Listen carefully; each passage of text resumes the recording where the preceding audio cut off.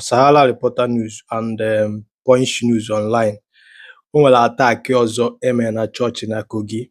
Do you understand what I'm saying?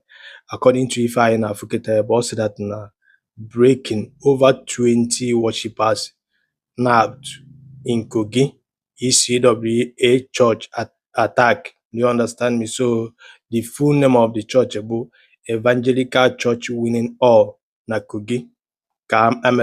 About 20 people napping. Do you understand me? Then another one from Punch News. Also that na traditional ruler can suspend church activities in Kogi community following attacks. Do you understand what I'm saying now? Now, Adeoju Dije, a barrister to very dark black man, where is the Afande Anapon at that church about 28. You got to go? And also at the end, all the labor said that the names of several other kidnapped victims are at the church not yet identified. It means that in a family, kill about 30 or 50 people. Do you understand what I'm saying? Get the reason NJ made this video.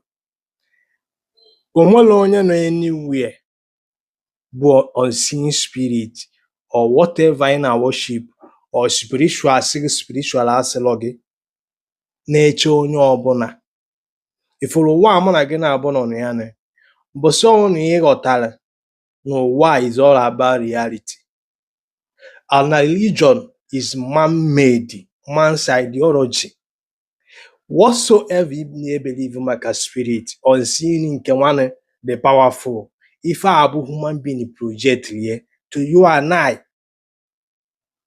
Nwere any power no outside ụwa mụ na gị na-abụ nọ get save mụ na gị ga fight for us. Now, if I make it now, human being now put an order say that na virtual church activities. Get that church activities I go down na arụ ọrụ. Kedu ndị a na-agbara ọsọ dị na-apụ ndị mmadụ. Abata na church bịa na-apụ over 20 people buru fa wee pụọ. Kedu the God a na-worship whereby is no way to be found. Ndị ga-akịta agbaghalịwa ka ama na ga-rescue ndị akịta a na-apụ human being. Mana a na-akọwala gị ife anụ na-ate you don't know how spiritual work. Your God is so powerful, but to God will have no somewhere na akpa wakene mo onye dị ife afọ ga-amụta nwa na-enene nwa ya na anwụ ụfọdụ aka na-enekere ndị na-egbu nwa ya ụlọ